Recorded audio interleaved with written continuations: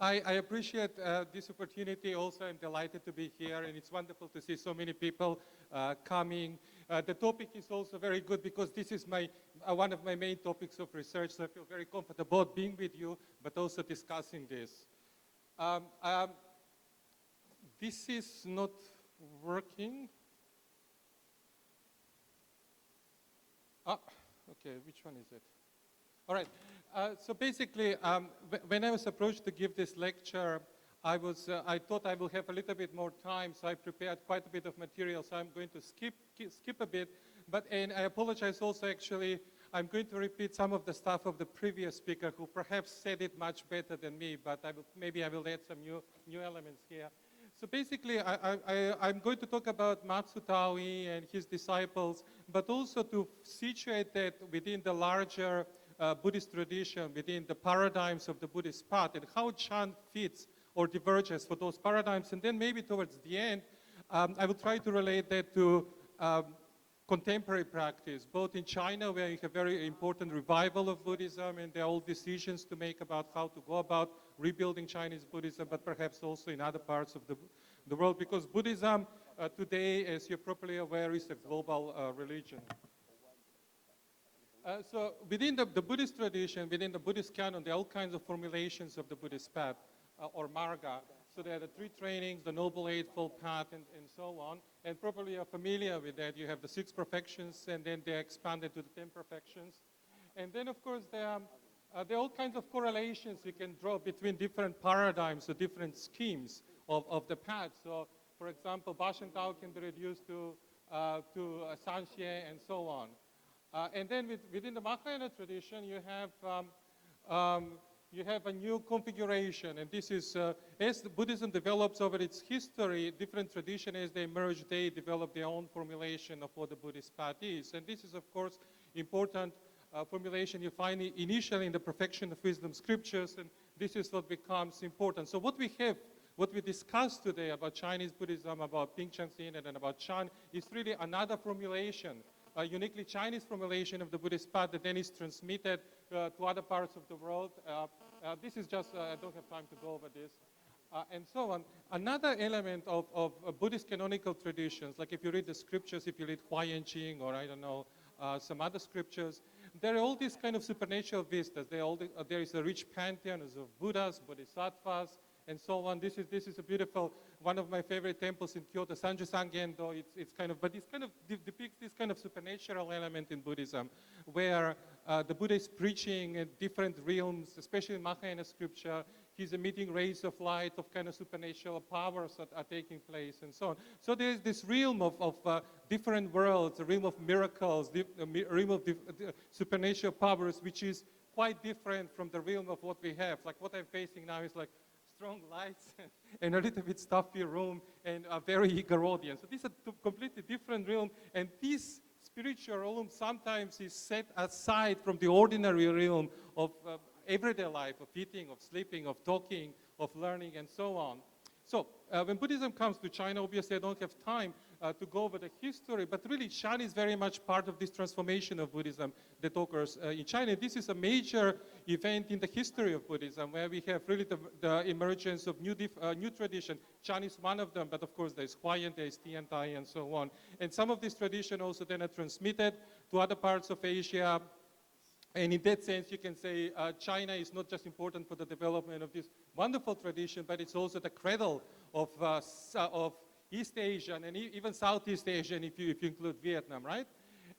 And the early Chan tradition is very heterogeneous. There are all kinds of movements and tradition. I mean, the traditional notion is this lineage with Bodhidharma and 28 patriarchs, and then you have this kind of, Hunke, Sengzang, Daoxin, Hongren, Huineng, and so on. Scholars have complicated this kind of notion of transmission, and really what existed in early Chan is a variety of approaches. There were a number of schools. There was the Bodhidharma and his disciples. There was the Eastern Mountain, the Niutou, Baotong school in Sichuan, my colleague Wendy, who is going to talk.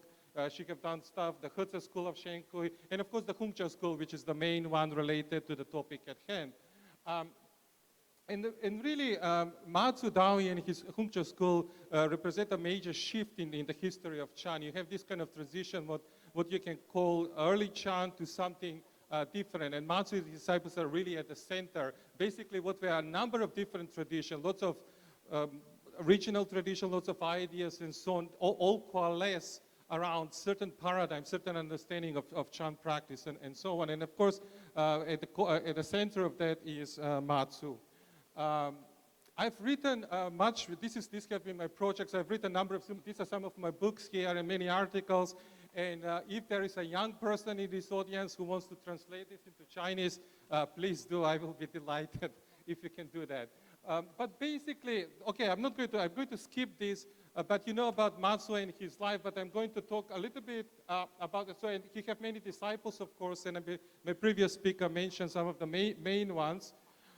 And Matsu is really one of the major figures. So let's go see, here are some of the passages, and this is the original text, this is my translation. So there is this famous passage where basically he says, right, Tao Pu Yong Xiu, right? So the way, the path, the marga, again, this concept that I really started with, is not something that can be cultivated.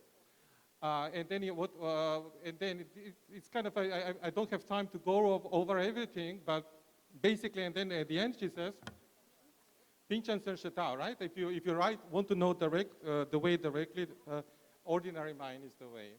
And then it continues, and then it explains what ordinary mind is, right? Well, ordinary mind is, the classical Chinese is a little brief, is open to interpretation, and here in English I kind of insert this, but basically it's about no deliberate action, kind of transcendent dualism, no grasping, declining, and so on, basically going beyond these dualistic concepts and ideas that orient and define our experience of reality, which from Buddhist perspective is misapprehension of reality, and so on. And then another important aspect here is that really, how do you cultivate this path of ordinary mind? So, so if you sit, walking, standing, sitting, reclining, those are the four postures in classical Buddhism, right? Wu Xing.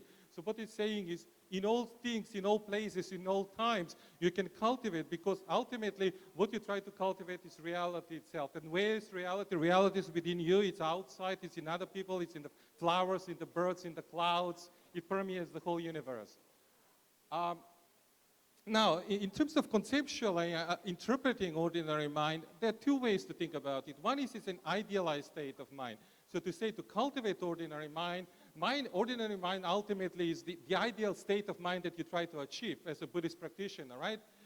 In that sense, there are different terms. For example, there is a famous disciple of Matsu, Daju, so he has this Dunwu Yaoman treatise. So he talks about non-abiding mind, about Wu Jixin. You can relate it to other concepts, for example, Buddha nature. Again, there are lots of interpretation. Obviously, I don't have time to go over it. But also, Pinchan Xing can be a form of practice. Right? It's a difficult form of practice, not suitable for most people because it's a little bit unstructured. But basically, it's a cultivation of certain state of awareness. And it involves, like other practices, the refinement of detachment and transcendence again. Bai Cheng has some wonderful discussion. Bai Cheng is one of the main disciples of Matsu. He has these wonderful discussions about how to do that and so on. And then after Matsu developed these kind of ideas, then his disciples also elaborate on this. So this is a famous poem. The most famous two lines are Shen Tong Ping Miao Yong, just Yun Shui, you pan, how do you pronounce it? The firewood thing. Anyway, so basically, but also the first one, like Yong Shet Wu Bie Wei Wu what was that? Yu Jie, whatever. So basically, it's nothing else going back to this idea, there is nothing else special to do. Practice, cultivation, awareness, reality is all there. We just have to take a Jung. And then the real spiritual power, and this goes back to this contrast between canonical, this kind of otherworldly vistas. For example, coming to Jiuhua and hoping to see Ditsang Pusa or something like that. Instead of looking outside, he's kind of uncovering reality within each and every moment. And of course, as you know, this poem that I just showed you comes from Pang Yun, right? There's this wonderful painting preserved in Japan, but also a number of disciples. You have Changsha, Nanchuan, Alinchi also elaborate on this. How am I going with the time? I have 4 minutes? Okay. So this is another example. This is from Lynchy, right? I mean, there's many elements here, but so he's talking about there are not too many things that you need to do. Be ordinary, basically. Wear your clothes, eating your food, passing your time, and so on. And he says, if you seek the Buddha, Jiuhua, right? You seek the Dharma, Jiuhua, you seek Jiuhua, and so on. It's kind of, you really miss the point, because this is still within samsara, within the three realm. If you want to go outside of the three realm, you are a little bit foolish, because where there is for better or worse, we are stuck here with all this heat, with all these insects, with all these unpleasant or some very pleasant people. This is where life unfolds, and we can enrich it, we can enlighten it by really coming in touch with reality, which is both within and outside of ourselves. Now, this is very nice to say, but at the same time, it's not a teaching for everybody, and it's also a teaching that, if taken out of context, can be actually even quite dangerous. I don't have time to explain what antinomianism means if you are not familiar. It's an academic concept. But basically, this can be problematic because if you say, that's kind of, most people cannot relate to that. Most people cannot even keep basic morality. They don't know how to order. People need structure, people need guidance, people need precepts, and so on. So this is the danger of Chan teachings when taken out of context. Now, in the context of Matsu and so on, we have to keep in mind what was the audience for this teaching, right? I mean, this was monastics. He was talking to monks in his monastery, maybe some lay people. So in that sense, precepts, morality, and so on, learning, they're all taken for granted. But then how can we make these teachings alive, relevant to life in the modern world? Well, I think that they can be relevant, but we have to take it with caveats, by understanding where we stand, what are our suppositions about reality, what are the values, and so on. Because on some level, morality, modernity, the modern world, I mean, it starts in Europe, but it kind of develops and so on. Modernity have this kind of world-affirming attitude. And Pinchang Seni or some strains of Mahayana Buddhism are very affirming. It's not about transcending and going to nirvana, but it's realizing reality within this life. So in that sense, it seems to synchronize and tally with some of the values of modernity. But at the same time, it also tallies, or can be problematic in a sense of it tallies with Western individualism, with certain psychological paradigms, a notion of reality and selfhood and so on. And in that sense, it's also very easy to misinterpret, because basically cultivating Pinchang Sin or realizing your Buddha nature can be a very egoistical, can turn into a very egoistical, very self-centered endeavor. So the teaching is precious, the teaching is wonderful, but really it's also, it depends how you deploy it, and there are all kinds of issues and danger. I don't have time to go. I think I'm running out of time. But basically, and this is maybe more especially if you're interested in, we were just talking yesterday about the possibilities of, how to transmit Chinese Buddhism, both to let it grow in China, but also how we can go about explaining it or popularizing out of China. So this is also, when you go to different culture or different time, you have to contextualize what are the issues, what are the notion of selfhood, of personhood, mapping, understanding of mind and reality. Because Buddhism, or ideas of Buddhism, when they come in, or they always become integrated within some philosophical or existential outlook, and sometimes that's helpful for understanding, sometimes it's not so helpful. So if ordinary mind becomes, or Buddha nature theory, or and so on, becomes enmeshed in notions of selfhood, can be dangerous. But if you can practice perhaps in the way that Matsu and his disciples meant it, it can be China's or Chan's gift to the world. And what happened with it, it's entirely up to you. Thank you very much.